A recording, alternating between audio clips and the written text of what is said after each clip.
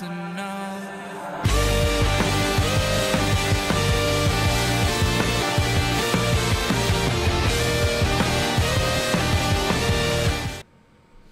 Hey guys, sorry about that we had technical difficulties. You should finally hear everything. There was something that knocked out the audio, but we fixed it and we're back here with Matt Makowski. I am so sorry. The joy of content creating. All right, so we're just gonna dive into this. We're gonna start back over again. So since that we couldn't hear you, so let's go back into the question of how you got into professional wrestling. All right. Well, what I was saying was I was a fan in my youth. I was a '90s kid. I was a big Bret Hart fan.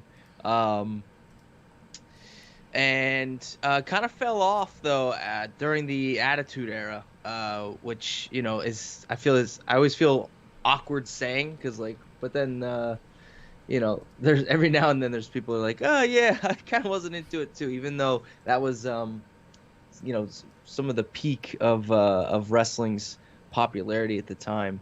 But it wasn't until just kind of by happenstance I ended up at the 2009 Chikara King of Trios event. I was living in Philadelphia at the time, had some friends that were going to this wrestling event, and I was like, yeah, sure, I'll tag along. So ended up getting my mind blown at this event. We got the Young Bucks, El Generico, Kota Ibushi, the Colony, everybody with Chikara. I couldn't believe that this was what professional wrestling could be. I was just in awe. So that kind of re-piqued my interest. I kind of followed Chikara for a while, got into some of the TV product again. I was more a fan of TNA at the time because it was similar to what I had seen in Chikara as far as the in-ring stuff with maybe the X division and just some of the wrestlers they had there, more so than WWE anyway. And I had always thought about training myself and maybe getting into it. I was still fighting at the time, fighting MMA, but kind of near the tail end of my career with that. And anyway, fast forward a few years, I decided to take the plunge. The Wrestle Factory was offering free workshops, and I figured what do I have to lose? This is something I've always kind of thought about doing. I'm just gonna go for it and check it out. So that just kind of snowballed into eventually me just training full time. And I signed up for full-time training at the Wrestle Factory in 2018 it was. Mm-hmm. Just kind of went from there. The wheels of Chikara kind of turned slowly. I don't think I made my official in-ring debut for another 18 months or so. With the storylines and everything there was a big group of us that all debuted on the same event in Chicago, actually, in May of 2019 that was. But that's kind of the quick story of how I got into wrestling and how I got started and everything. The Monster Factory's got that cool look when you go into that building to go watch wrestling, and then if you have raised lighting over there, the lighting in the area is really cool. So I was at the Wrestle Factory, which is just actually up the road. Mm-hmm. The Monster Factory is not far from down in South Jersey there. Yeah. But yeah, the both really cool venues and setups. Definitely. Really, really cool. So I always like to ask everybody that comes on this podcast, clearly I've seen you wrestle at a bunch of places, and maybe there's some fans watching this interview that have never seen you wrestle before. So I always like to get your perspective of if a fan's never seen you wrestle before, what's the match of yours that they should go turn on and watch? That's a good one. Yeah, I've had a few matches I'm pretty proud of this year. just a couple that come to my head, top of my head, are a match I had with Wheeler Yuta at Beyond Wrestling a few months ago as part of their it was called the Signature Series, Beyond Wrestling Signature Series. It was a match in a little tournament that Beyond had called the Greatest Rivals Round Robin, which was me, Wheeler Yuta, Tony Deppen, and Chris Dickinson. All those matches were pretty solid. I think I liked the Yuta one the best. Yeah. That's available on IWTV. What else? There's a match I had with Darius Carter at Camp Leapfrog in the finals of a tournament called Frog Sport, which was like a kind of a shoot style rules wrestling tournament. That's one of my proudest matches. There's one more.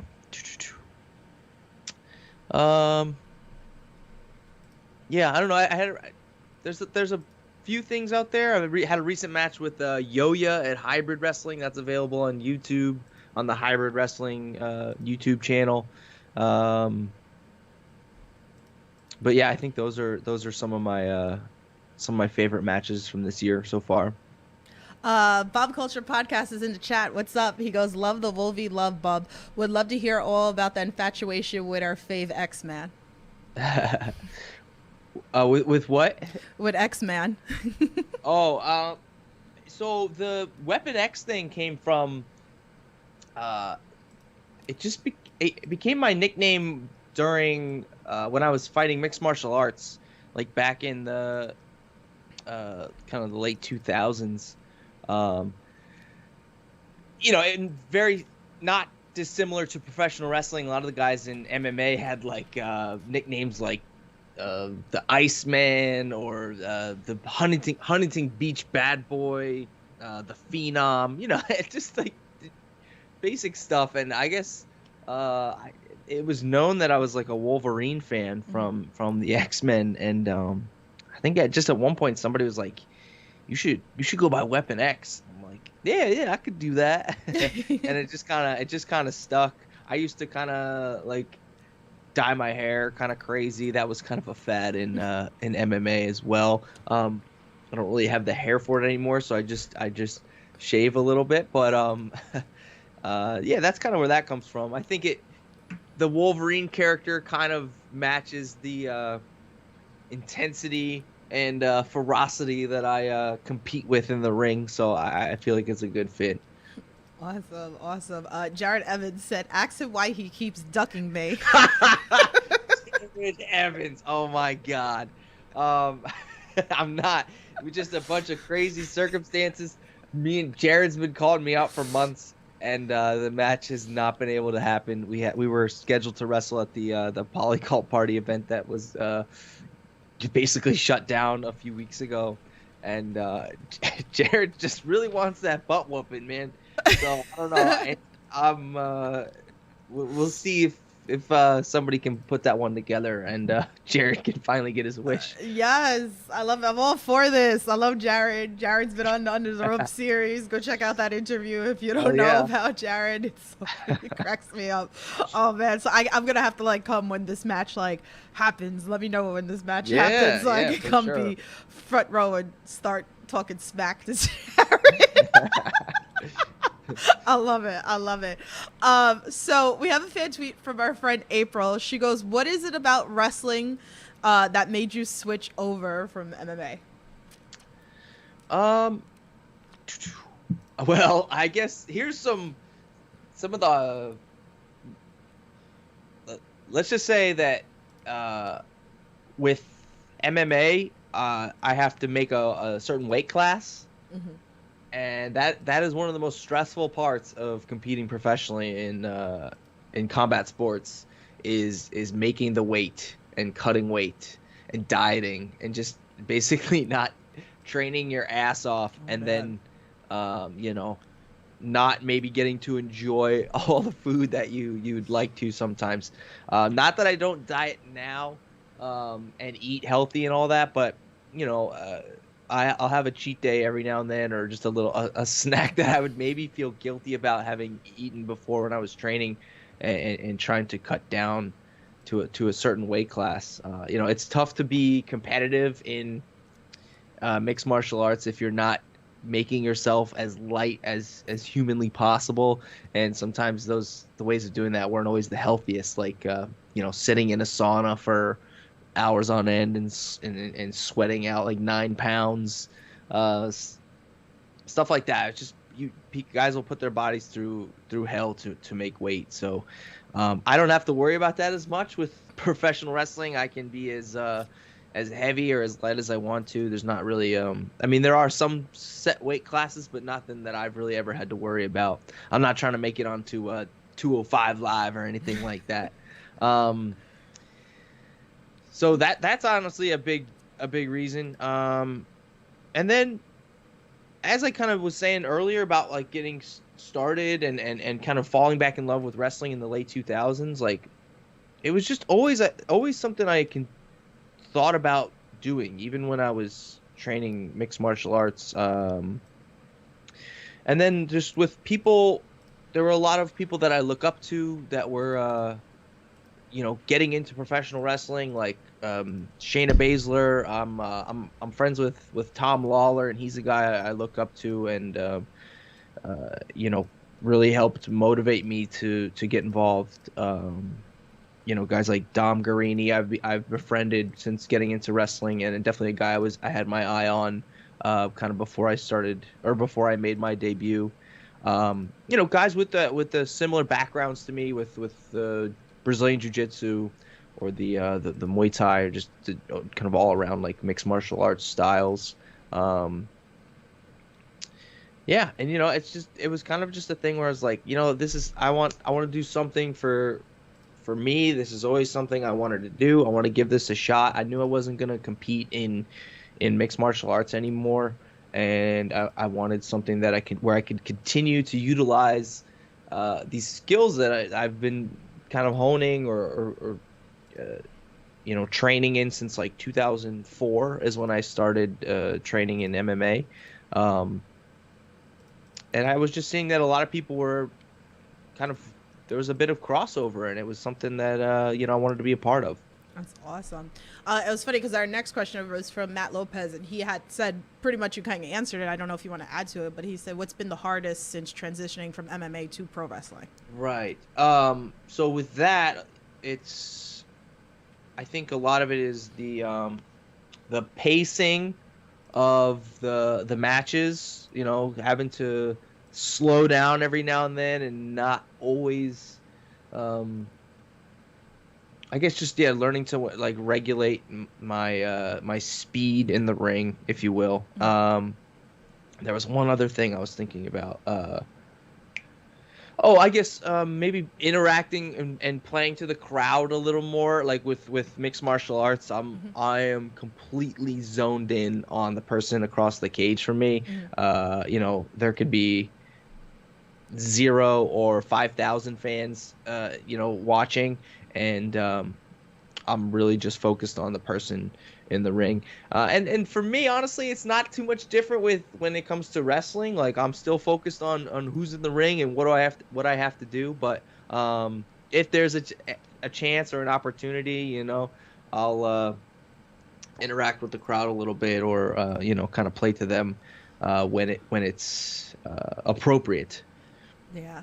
I feel like a lot of people, I hear that too. It's funny when you talk to other fans and like what people look for in wrestling. There's so many different things. And I know there's people that have said that maybe some wrestlers don't play into the crowd as much that they should, or they're not looking at the camera. These are little things that like I actually like hear from people too. It's interesting to hear people's thoughts. That's another good point. And when it comes to performing or wrestling, especially with all the streaming and, you know, everything that's, you know, all the wrestling's being taped now or released usually on, you know, some type of video platform or whatever. So sort of directing the things properly towards the proper cameras so they can get the best angles. And I mean, that stuff definitely matters. You can do one move facing a certain way, and it looks okay or whatever, and then you do it maybe another way, and it just looks spectacular. We are kind of in that, like, you know, as much as I kind of hate saying it, like that GIF era where it's like GIFs can kind of make or break people to a degree. Yeah. You get like somebody doing a cool sequence or move, and it looks great. You know, that can give people bookings and stuff, and Yeah. that can then continue to propel them to where they want to go. So I feel you like know, everybody's got like cameras now too that are taking it at shows. oh, you as mean well. like fans in the crowd? with Also cameras? fans, yeah, like Yeah. that's like a big thing. Also, Yeah, no, for sure. I've seen some. I've had some fan. This a couple times fan like videos or clips from matches that were taken by fans, maybe on a camera phone or what have you, and it ended up looking pretty good. You know, if they're sitting in the front row or whatever. cough, Um, cough, me. yeah, I always get good footage of you though. I appreciate it. Thank you.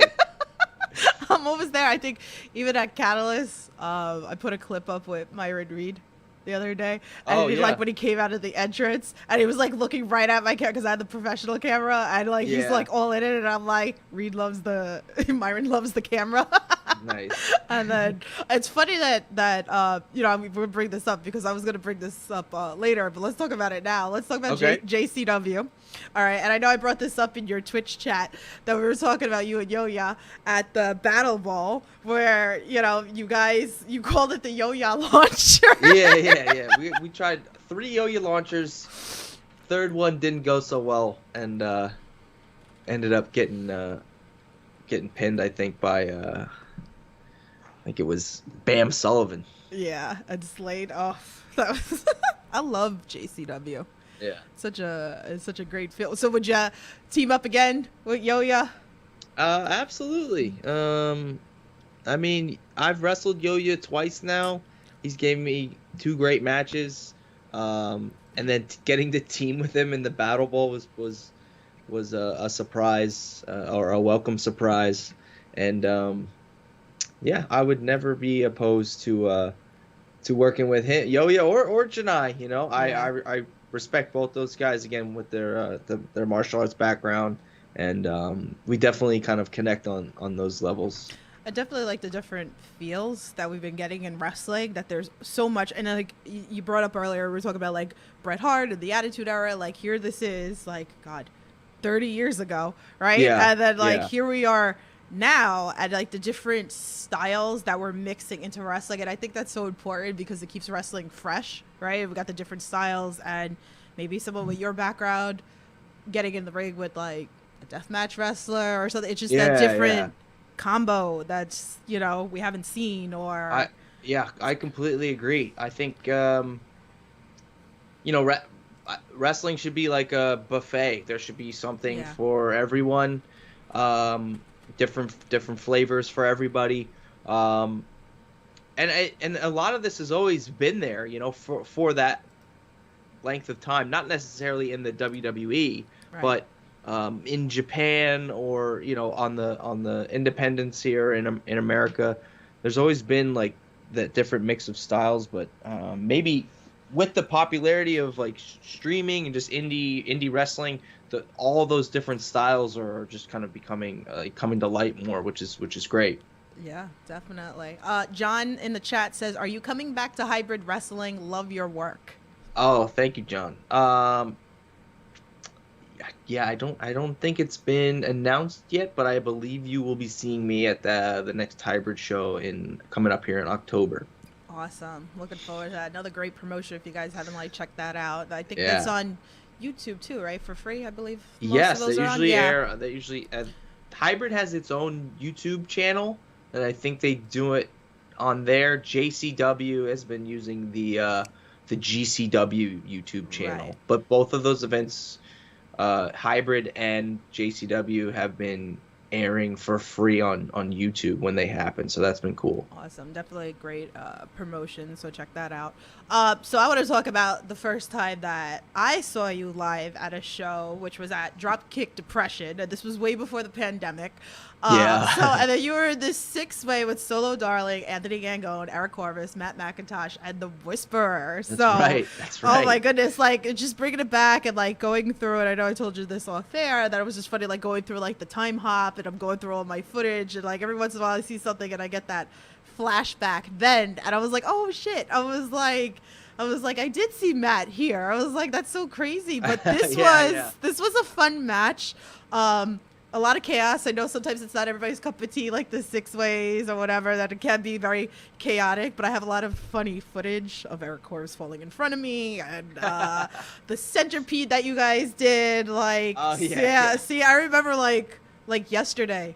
So that was my first Jersey promotion in the indies that I've ever been to, but I'd love to talk about your experience with this match and all these great wrestlers here.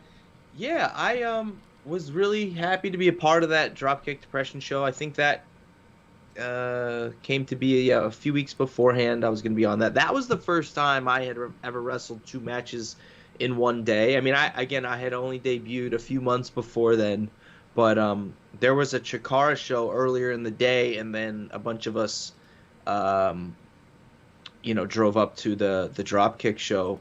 So that was kind of my first like double shot, which was cool for me. It was a great experience getting to get in a 6-way. It was also my first like scramble match that I had to that point.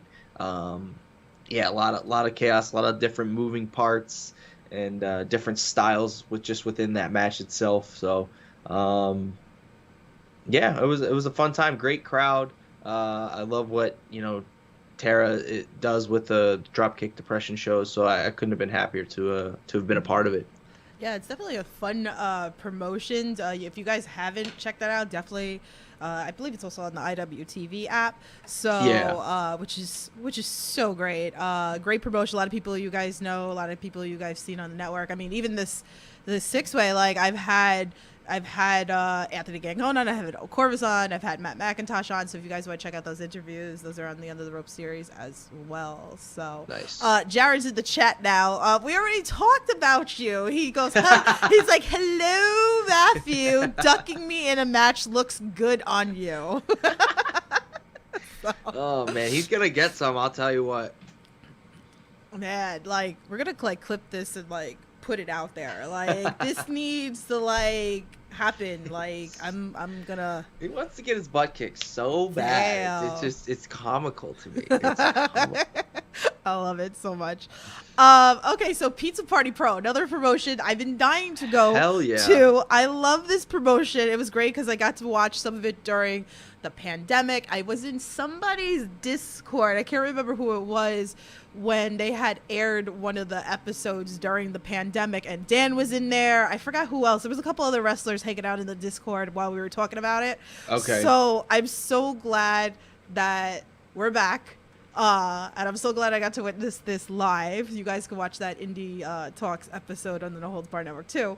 So I mean, we got to talk. I like to go around asking everybody what their favorite pizza topping was. I figured that was appropriate for the promotion. It was such a fun promotion. And I know, yeah, I love wrestling a pizza party. It's a great time. Yeah, if you guys haven't go check it out on the IWTV. I don't know when this is. You don't know when this is airing, right? No, I don't think that last event. What was it called? Oh God. I can't remember. There's so many. Day tripping, I believe. Yes, day tripping. Yeah. That was I don't. It was taped. It wasn't aired live or anything, and I believe. I thought it would be getting released on IWTV sooner than later. Okay, we gotta go bother Dan. So guys, go tweet at Dan and be like, "Hey, when are you releasing it?" Because it was fun. Yeah. I thought it was funny because I was talking to Kennedy too, and Kennedy was like, "Yeah, I don't know when it's out." So that's definitely a fun one. I got to witness live, so definitely check that out. But you got to wrestle another talented wrestler that I love as well, called Bones. If you guys aren't familiar with him, he's great. But I think I bust out laughing the most is that you came crawling out in a box. Have you ever, Tim, I don't know if you play video games at all, but have you ever played Metal Gear Solid? Oh God, long time ago. I don't really. Yeah. I really? think like okay. yeah, well, there's yeah. This thing in the game where you basically sneak around a lot and like try to avoid people seeing you, and or you sneak up on them and you might like take them out basically. So he does this thing where he hides under a cardboard box. Like, you get a cardboard box at one point, and then you can hide in it to, like, so people can't find you. And I don't know I don't know. It just came to me in like a dream or something. I was like, I want to do this for an entry. I'm like, what the heck?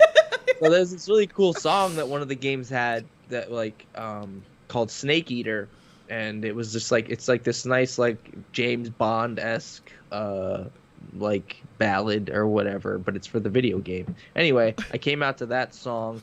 I had somebody wear a Bones mask that I made and just kind of go out there and stand out in front of the entranceway, and then I snuck up behind them in a box and popped out of the box and snapped the guy's neck. So it was just, I was trying to send Bones a message like, hey man, you know, I don't know if you saw that there was a lot of build up to that match. Bones was messing with me, appearing in the mirror in the bathroom. He was putting like bloody skulls in my gym bag.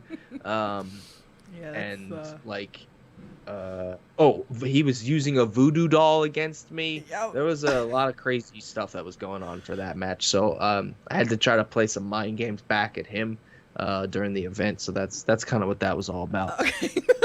I see like Bones like a lot, like he does it to a lot of different people. That's his thing. I gotta get Bones. I wonder if we could get Bones on this podcast. That'd be a wild interview. Yeah, I feel like I gotta get him on. I think it'd be really funny. But now I get it, because I was like, what the heck is going on here? And like I didn't get it. So now some people might not get it. I'm kind of I've been playing video games since I was like 6. So I remember the game. I think it was like in the arcades too. People got it, and if you don't get it, I think it's like funny enough that it doesn't matter. No. But, see, so I didn't know. I didn't put it together. Now you set me straight with it, so I can sit here and I can laugh about it. But it was really funny to see, and I think I have that clip somewhere that I posted. You never know when it might happen again. You never know. But Pizza Party Pro, definitely one of my favorite promotions. You guys definitely have to check that out. It's just an enjoying show, and you can eat pizza if you go. Like, there is usually pizza there. I think more promotions need to bring on pizza instead of hot dogs. I know, right? That's just my the whole hot dog thing is like synonymous with wrestling, and I don't know why that is. Yeah, it's probably cheaper than pizza. That's probably what it is. You think so? But then you could go charge an arm and a leg pretty much for like the pizza, like 2 slices for $5. Or like, 1 slice for like $3, but I guess like a hot dog's cheaper. I guess it's like $2. It's like some of the places, but you don't know what kind of hot dog it is. See, that's my thought process with it. I'm like, I ain't eating those damn hot dogs, so too funny.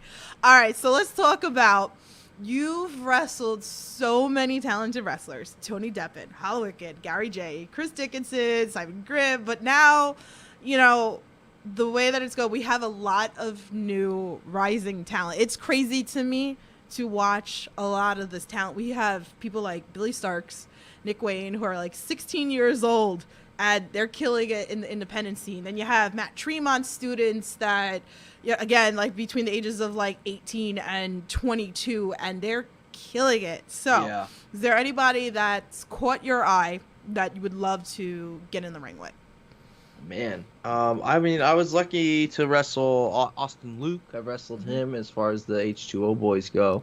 And I mean, I'll just say this about Austin. I feel like he deserves some credit for, I feel like he stands out amongst that group of guys. They're all very talented, and they all have like an incredible amount of potential. But I feel like Austin is kind of doing things his way. He definitely stands apart from everybody in terms of his in-ring style, and it's definitely not the same type of like high spot stuff that like Marcus or Dylan utilizes, which I feel like can maybe make him feel like left out. But I appreciate him like kind of sticking to his guns and sticking with that style. Anytime somebody asks me like who I want to wrestle, it's just like I want to wrestle anybody. I know that's kind of a loaded question, right? Yeah, well, like maybe a boring answer, I'd say, but like Sometimes I'll say like whoever has the belt, that's who I want to wrestle. But um, if I want to wrestle the people that are gonna give me the best matches. Okay, how about this? Is there a type of style that you haven't done that you would like to wrestle in? I've done a little bit of everything this year. I mean, just off the top of my head, I kind of feel like I want to do more, almost like wrestle a few more lucha guys, style guys, because I have a bit of training in that style, and I'd like to. I always looked up to guys like Claudio Castagnoli, Cesaro, as he's known now, just for being like an incredible base, and I just want to be like, I don't know, 1/8 of what that guy is in terms of talent when it comes to basing for lucha and things like that. I did a little bit of hardcore this year, not a whole lot, but like I wrestled Matt Justice up at Paradigm. I wrestled Danny Garcia at ICW in the Chains. Yeah, that was great. So nothing super crazy. No, I don't really have a desire to do like deathmatch wrestling. I'm not 100% opposed to it if the moment and the match was right. It's something I would consider, but it's not something I'm gonna go do casually every weekend. Oh no, yeah.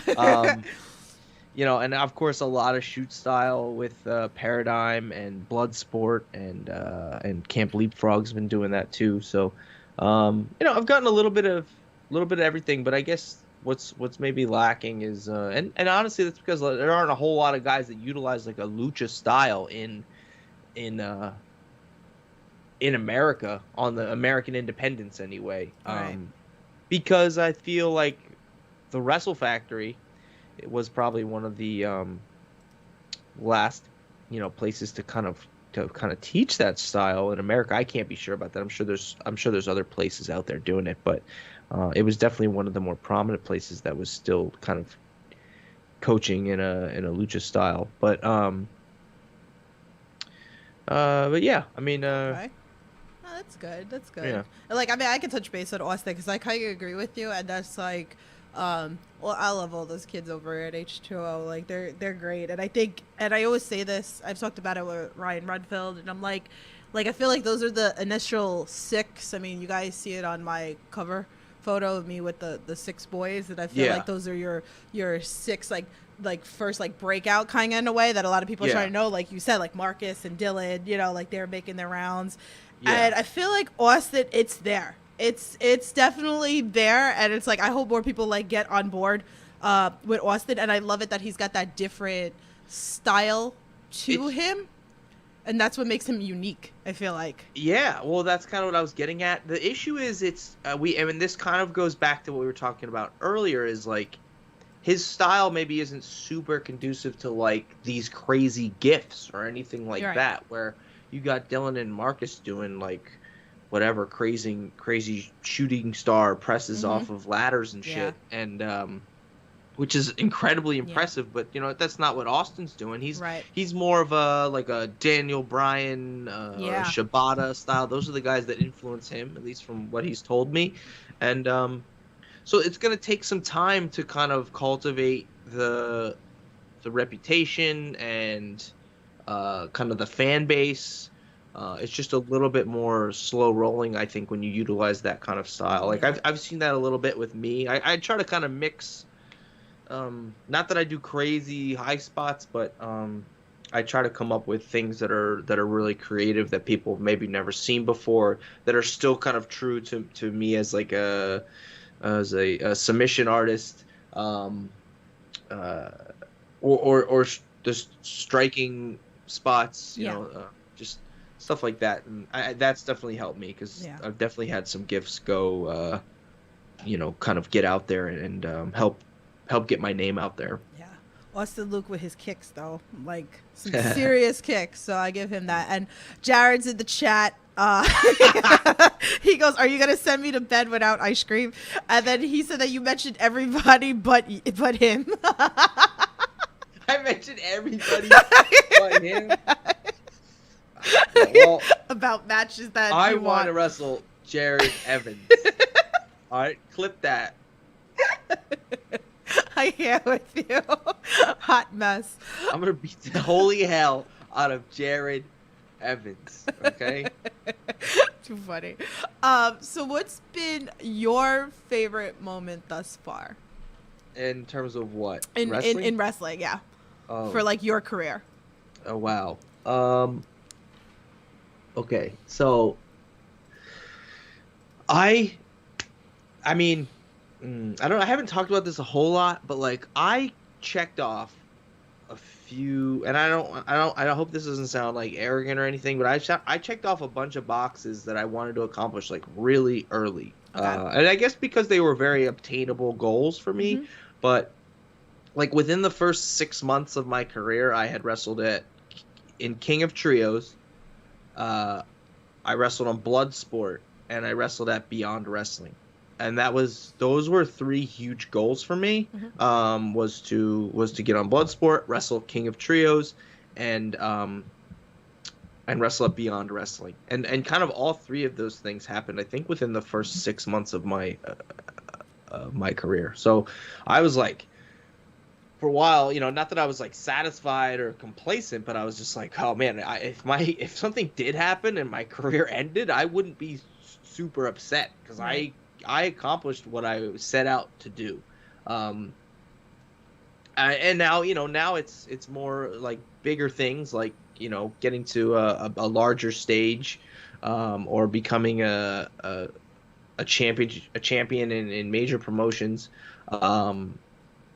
And just being consistent with everything, consistently having great matches, and just continuing to move forward with my career. Awesome. Jared said he doesn't believe you, by the way. Just so you know. You're a mess. So fun question.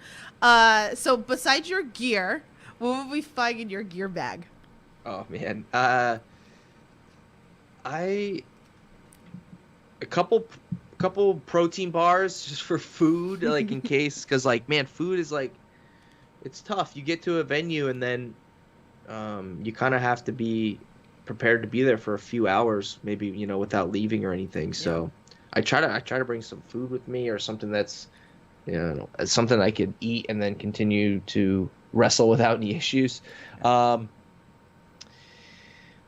I had a needle and thread in there for a little bit in case there were any gear emergencies. Like, I think every now and then there'd be like, I don't think it ever got utilized because I did it afterwards, but there was a moment where someone was having like a gear emergency, and it would have been nice to have had the needle and thread. I think it would have helped. So I always kind of put that in my bag. That's smart. That's the first one that I've heard. It's really smart. Yeah. Like somebody had a tear in their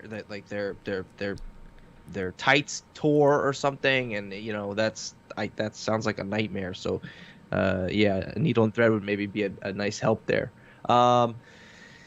Man, I always overpack too. I bring like a second set of I bring like an emergency set of gear just in case something like that were to happen to me. Like, I have it's like a generic pair of shorts and another pair of shin guards. I don't have a second pair of shoes.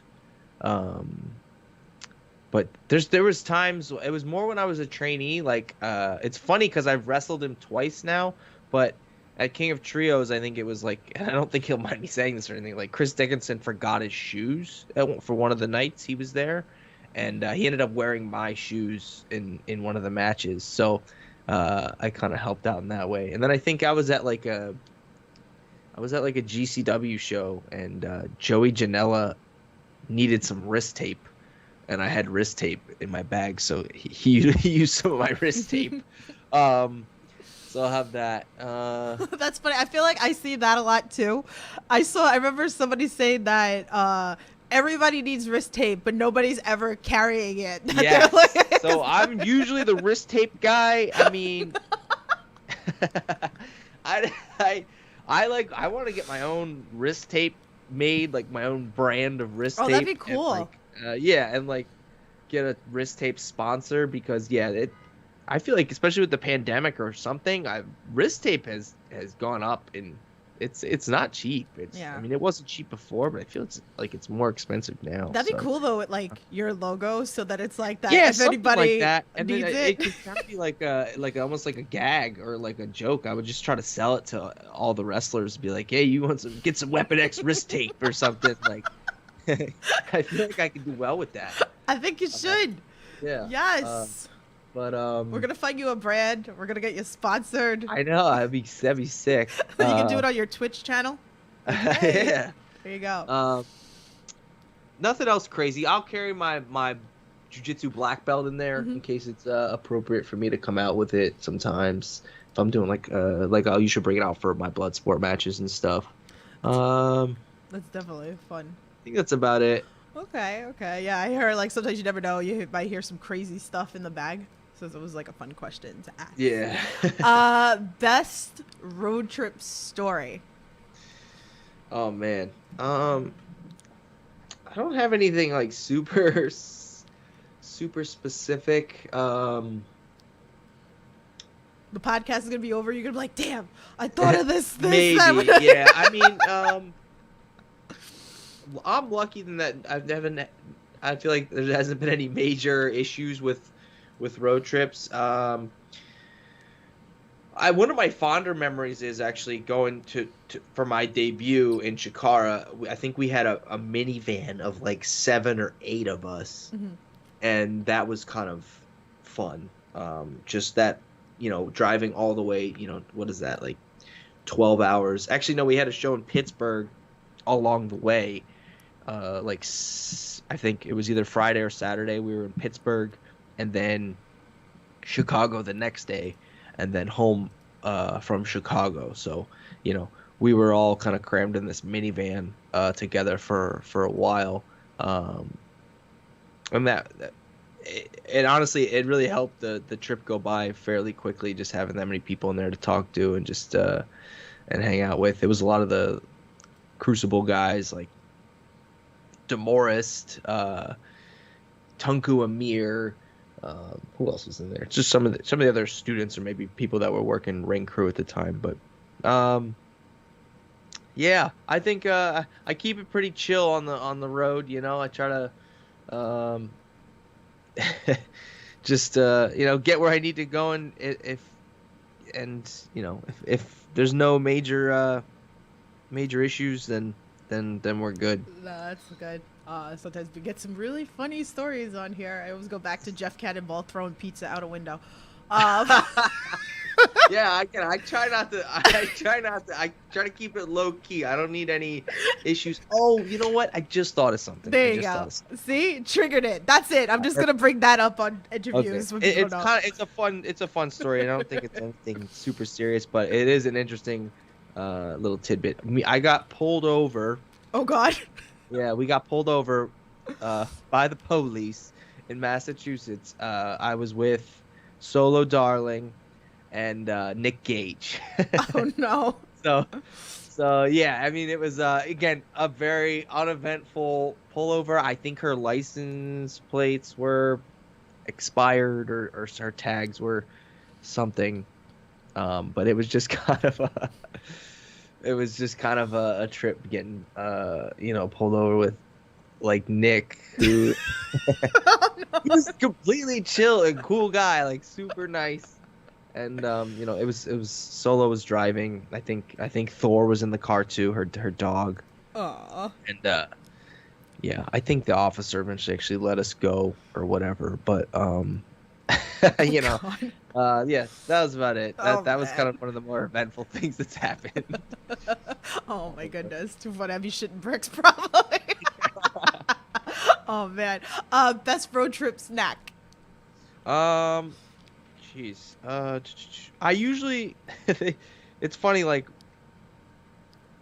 on the way home from Beyond Wrestling shows when they're in Worcester, everybody ends up meeting at this rest stop on the way home. Like not even on purpose, just like you pull up, you go in there, and then you see like basically half of the event roster standing in line for this one McDonald's that's open at like midnight.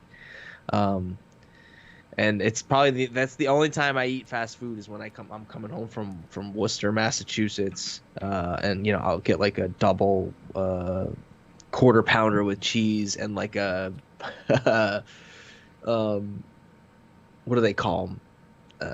One of their ice cream treats or whatever. I'm just like, F it, I'm gonna have this now. So that's usually my post match treat. That's fun. I like Worcester. that. I like that. So for fans that don't know, what is your finisher move and what made you choose that? Oh, it's I call it the Terra Flare. It's it's basically a Chaos Theory armbar. Um, uh, Influenced by a gentleman named Demetrius Johnson, who was an MMA fighter, who in a UFC fight essentially legitimately pulled off like kind of doing like a half German suplex and then jumped into an armbar on this guy in an actual like UFC fight. And so I was like, wow, that's pretty cool. So I basically adapted that and turned it into my main kind of finishing move. I'll usually run the guy. However I get to their back, I'll get a waist lock and then either run them into the ropes or the turnbuckle, and then we roll back together. Usually we're in the center of the ring at that point, and I'll like kind of deadlift them off the ground and throw them up in the air, and then catch an armbar on the way down. Pretty cool. It's so Yeah. awesome. Really, really cool. So what are your goals for the next year? Because I feel like 5 years is too much, like too broad. Yeah, it is. Year seems more realistic. Yeah. It just kind of like I mentioned earlier, just stay consistent, stay healthy. It's in terms of like my body, I do a lot of maintenance to keep my body strong, to continue to do to be able to continue to wrestle. And I don't know. I think continue to work my way up the independents. It'd be nice to eventually maybe get noticed by a company like AEW or Ring of Honor. So I could eventually maybe make a half decent living doing what I'm doing. Yeah.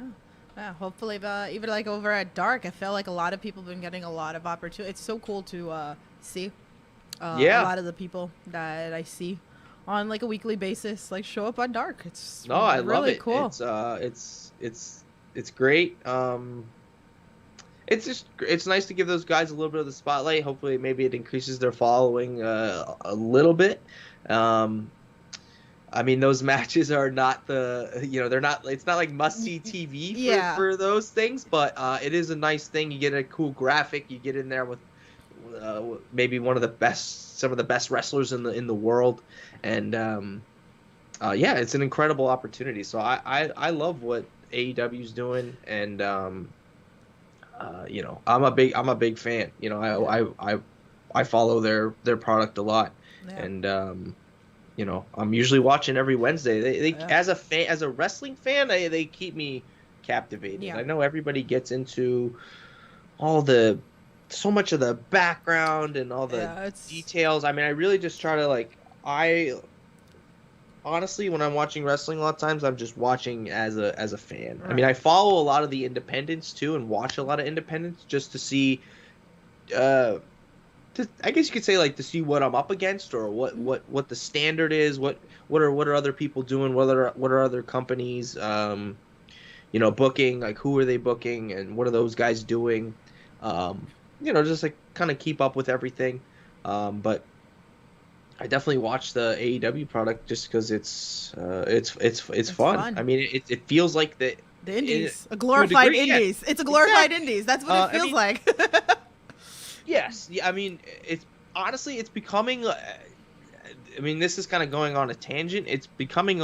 It's starting to feel a little less like that with all these recent signings. Yeah. Because a lot of those guys were just trained in that style.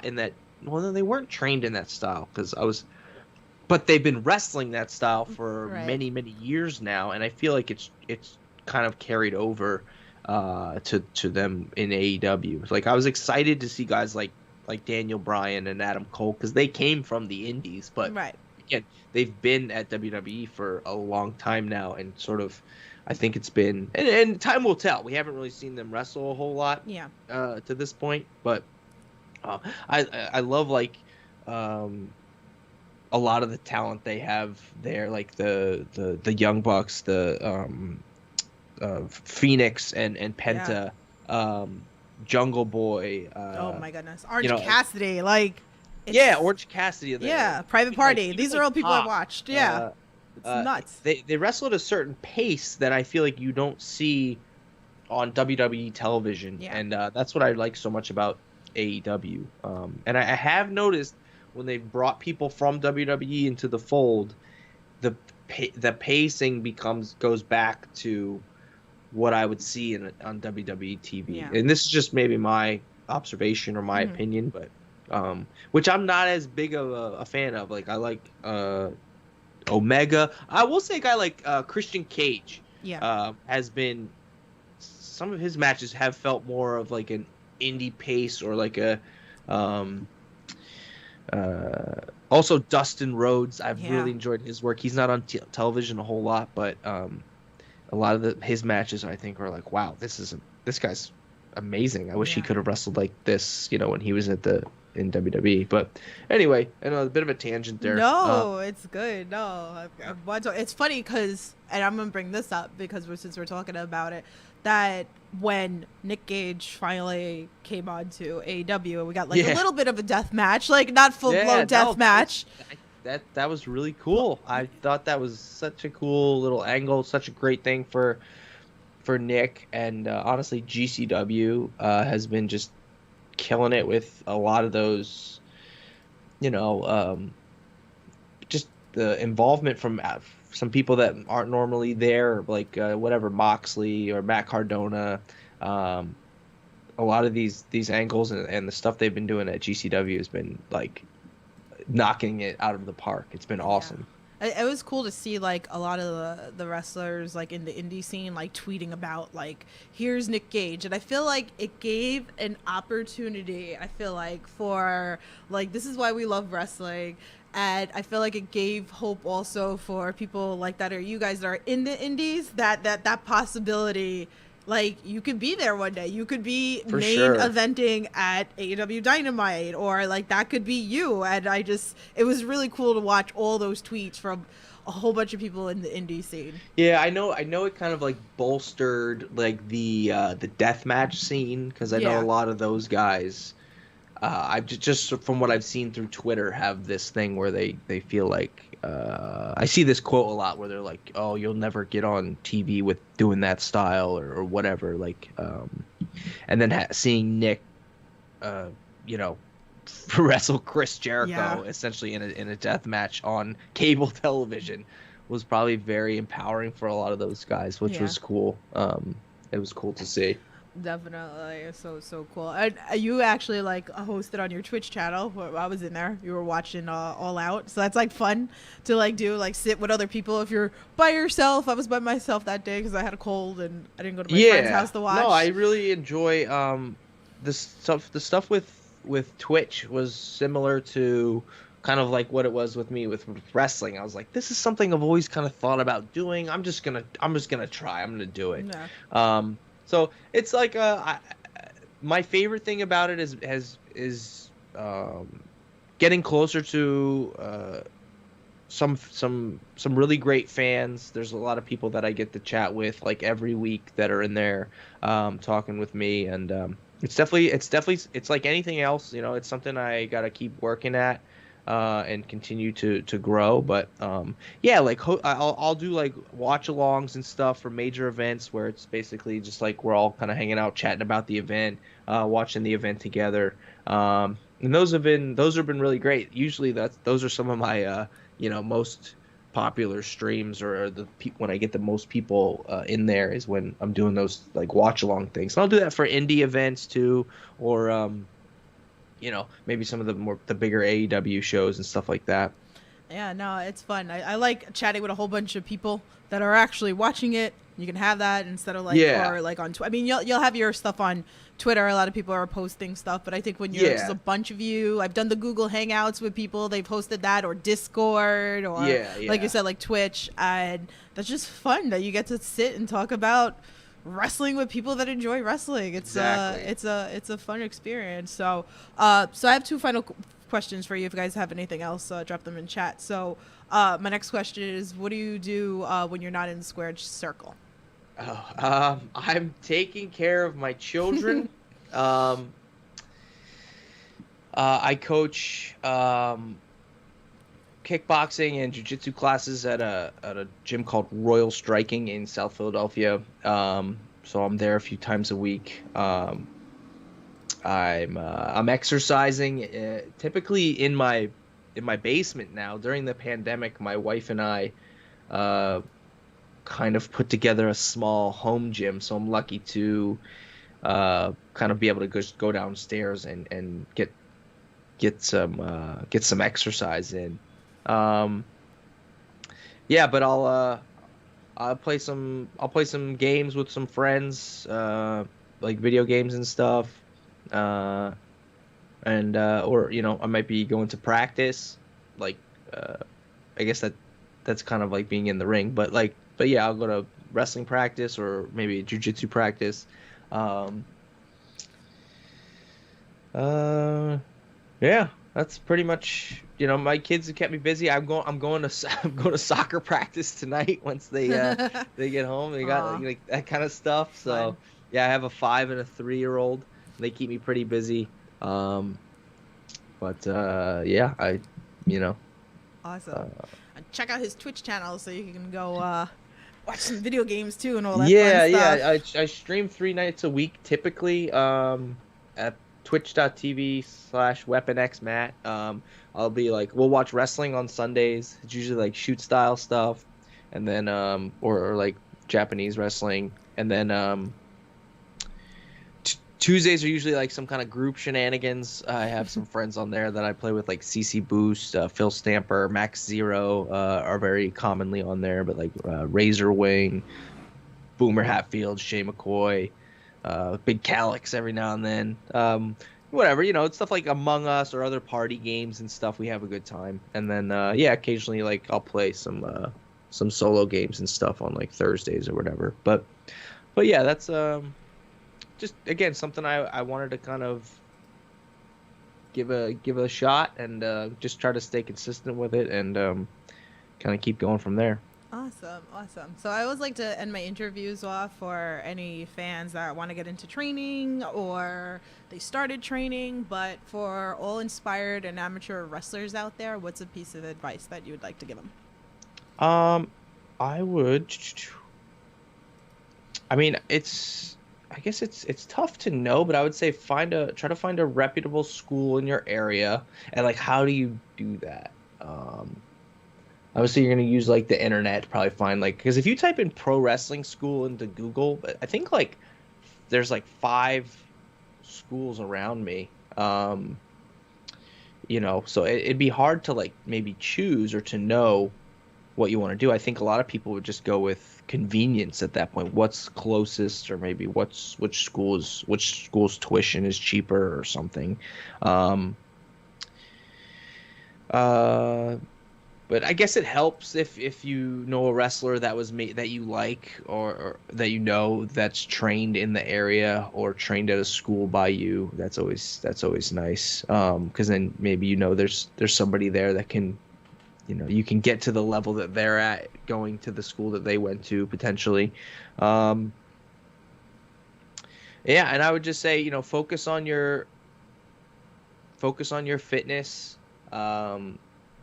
That stuff's, really important. Like just proper diet and exercise. Um, uh, yeah, and it doesn't. I mean, it's a lot, but it doesn't hurt to know some legitimate like martial arts, like if you have like an amateur wrestling background or some type of striking. Now a lot of wrestling schools like will teach that type of stuff, which is which is good. But if you can supplement with maybe an MMA school on the side or something, that would always be helpful. Okay, awesome, great stuff for the people, because I know a lot of people always will message me and ask me. I get a lot of those questions from fans. So Oh I've yeah, helped, like how do a I couple- get started? Yeah, or well, if they live in New York, they'll message me, be like, where could I go train? Yeah, So there's a bunch of I great think schools. it would be tough if you're just coming from nowhere, like from outside of the scene, like you don't know anybody in wrestling or anything, Yeah. but you want to become a wrestler. Yeah, I think the biggest thing is finding a reputable school in your area, and but again, how do you know if it's reputable or not? I think you have to try to find out who they've maybe trained that's gotten to a level that you want to get to, All right. and kind of go from there. Awesome, great stuff. So, yeah. So, if people want to follow you, tell everybody where they can follow you. Buy your merch, all that stuff. I'm on Twitter and Instagram. On Twitter, I'm at the Matt Makowski. Instagram, I'm Matthew Makowski. I have a few shirts available on a Big Cartel, mattmakowski.bigcartel.com. And yeah, you can find me hanging out on Twitch every now and then at twitch.tv/weaponxmatt.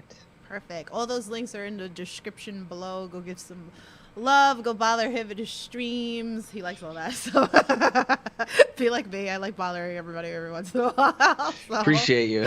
Absolutely. And definitely, guys, if you go to shows, post videos, clip your favorite wrestlers, post it on Twitter. That helps to get it more viral. I'm always trying to do that for everybody to help it out. Yeah, I appreciate it. I know, I had this conversation with Sean Henderson at his show the other day, and it was in the Indie Talks, and I said to him that I appreciate people like him, because when he does these shows, obviously I know all the H2O students, but when he starts bringing people from out of H2O or from different states, and if I don't know them, and then when I start watching them on the shows, then I'm like, ooh, I like this guy. Then I start following. So that's why I always say that these things are so important in the indie scene. So definitely do that and share stuff on social media and all that fun stuff. So, but so hopefully we'll see you soon. I know there's a bunch of stuff coming up for you. Yeah.